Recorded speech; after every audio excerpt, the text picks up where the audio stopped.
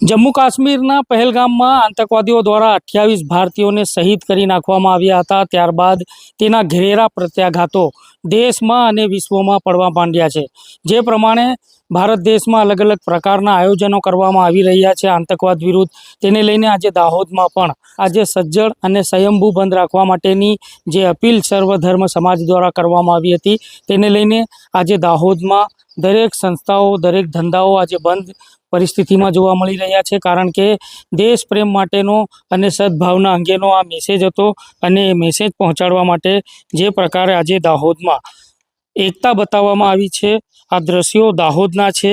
આજે દાહોદ સજ્જડ અને સ્વયંભૂ બંધ છે। પહેલગામની આતંકવાદીઓએ 28 ભારતીયોને ગોળીઓ મારી અને શહીદ કરી નખાતા તેના ઘેરા પ્રત્યાઘાતો સમગ્ર દેશમાં જોવા મળી રહ્યા છે। પાકિસ્તાન આતંકવાદીઓ દ્વારા જે કાયરતા બતાવવામાં આવી છે તેને લઈને સમગ્ર વિશ્વમાં રોષ છે। નાપાક પાકિસ્તાની આતંકવાદને ઉખાડી ફેંકવા દરેક દેશોએ એકતા બતાવી છે। નિર્દોષ લોકોને મારીને શું હાસિલ કરશે આતંકવાદના આકાઓ? આજે ભારતભરમાં દરેક ધર્મોએ પોતાના નાત જાત ધર્મ ભૂલીને દેશની એકતામાં જોડાયા છે। આજે દરેક લોકો આતંકવાદને ખતમ કરવા અવાજ ઉઠાવી રહ્યા છે। ત્યારે આજે સોમવારના દિવસે સર્વધર્મ સમાજ દ્વારા સજ્જડ દાહોદ બંધનું એલાન આપવામાં આવ્યું હતું। તેમાં વહેલી સવારથી દરેક રાજમાર્ગો, દરેક ગલીઓ અને દરેક મહોલ્લાઓની દુકાનો, ધંધા રોજગાર બંધમાં સ્વયંભૂ જોડાયા હતા અને પહેલગામમાં શહીદ થયેલા લોકોને શ્રદ્ધાંજલિ રૂપે અદા કરવામાં આવી હતી। સાથે જ આતંકવાદ સામે મળીને લડવા માટેની પણ એકતા દાહોદવાસીઓએ આજે ધંધા બંધ રાખી અને બતાવવામાં આવી હતી।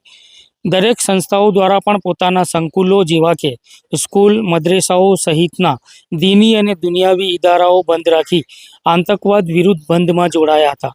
આ દ્રશ્યો તમે જોઈ રહ્યા છો તે મુસ્લિમ વિસ્તારના છે, જે સજ્જડ અને સ્વયંભૂ બંધ હાલતમાં જોવા મળી રહ્યા છે। કોરોના લોકડાઉન સિવાય અહીંયા ક્યારેય બંધ નથી રહેતું। જેમ ઇન્ડિયા બંધ હોય કે ગુજરાત બંધ હોય, તેમાં પણ છૂટાછવાયા ધંધા રોજગાર ધમધમતા રહેતા હોય છે। પરંતુ આજનું બંધ એ દેશ પ્રેમ માટે બંધ હતું, દેશની એકતા માટે બંધ હતું, આતંકવાદ વિરુદ્ધ બંધ હતું અને આતંકવાદીની કાયરતાના કારણે શહીદ થયેલા લોકોને શ્રદ્ધાંજલિ આપવા માટે બંધ હતું।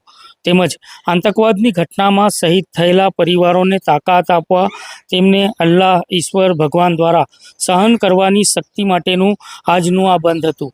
આપ દ્રશ્યો જોઈ રહ્યા હતા, દ્રશ્યો દાહોદના હતા। દાહોદના દરેક ગલી મહોલ્લાઓ, દરેક વિસ્તારો જેવા કે વાણિજ્ય જેવા ઉદ્યોગોમાં પણ આજે બંધમાં જોડાયા હતા। દરેક વેપારીઓએ, દરેક સંસ્થાઓ, દરેક ધર્મના લોકો આ દાહોદ બંધમાં જોડાયા હતા, સ્વયંભૂ જોડાયા હતા અને સજ્જડ રીતે દાહોદ બંધ રહેવા પામ્યું હતું। આ એક સદભાવના માટેનો સંદેશો આપવા માટેનું બંધ હતું, આતંકવાદ વિરુદ્ધની લડાઈ માટેનું બંધ હતું અને ખાસ કરીને જે શહીદ થયેલા લોકો છે, ભારતીયો છે, આ ભારતીયોને ખરી રીતે શ્રદ્ધાંજલિ આપવા માટે આજે દાહોદ બંધમાં જોડાયું હતું। આજે દાહોદ બંધ રાખવામાં આવ્યું હતું। એમાં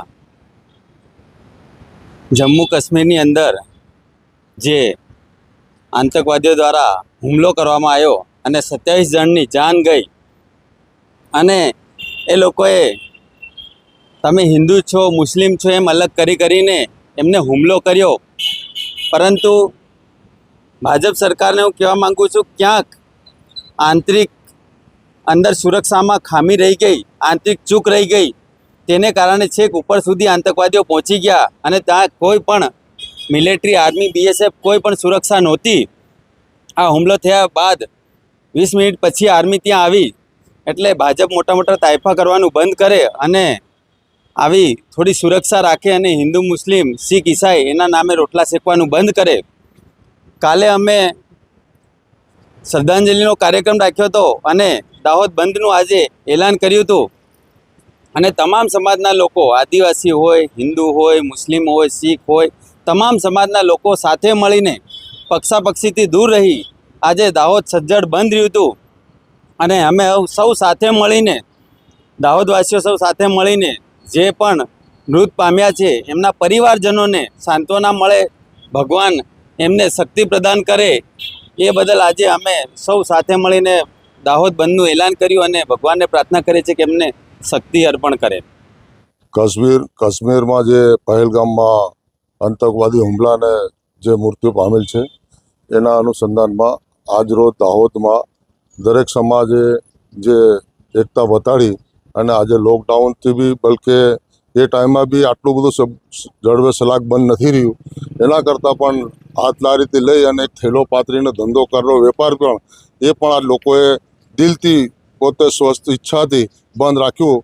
અને દરેક સમાજની સાથે મુસ્લિમ સમાજ પણ આ વખતે જોડાઈ ખભેથી ખભો મિલાવી અને બિલકુલ જળવે સલાક બંધ રાખ્યું. એ હું જે આતંકવાદી હુમલાને જે અમારો સમાજ એમને વિખોડે છે અને અમારા સમાજને જે આ લોકડાઉન કરતાં પણ વધારે જે બંધ રાખ્યું અને આમાં જોડાયા એ બદલ હું સૌ મુસ્લિમ સમાજનો આભાર વ્યક્ત કરું છું. દાહોદ શહેરના સર્વ ધર્મ સમાજે જે મળીને બંધનું આહવાન કર્યું હતું, જેને જડબે સલાક બંધ રાખી અને દાહોદવાસીઓએ સમસ્ત જનતાએ અને હર ધર્મના લોકોએ બંધ રાખીને સજ્જડ બંધ રાખ્યું છે અને મૃતાત્માઓને જે શ્રદ્ધાંજલિ અર્પણ કરી છે તે બદલ દાહોદ શહેર અને ખાસ કરીને મુસ્લિમ સમાજે આતંકવાદી કૃત્યને વખોડ્યું છે. તે બદલ અમે તમામ સમાજોનો આભાર વ્યક્ત કરીએ છીએ. આ જ પ્રકારના સમાચારો જોવા માટે આપ અમારી ચેનલને યુટ્યુબ ઉપર સબસ્ક્રાઇબ કરો, ફેસબુક, ઇન્સ્ટાગ્રામ ઉપર અમારી ચેનલને ફોલો કરો. ફરી મળીશું નવી જાણકારીઓ સાથે. ત્યાર સુધી જોતા રહો DNA દાહોદની અસ્મિતા. ધન્યવાદ.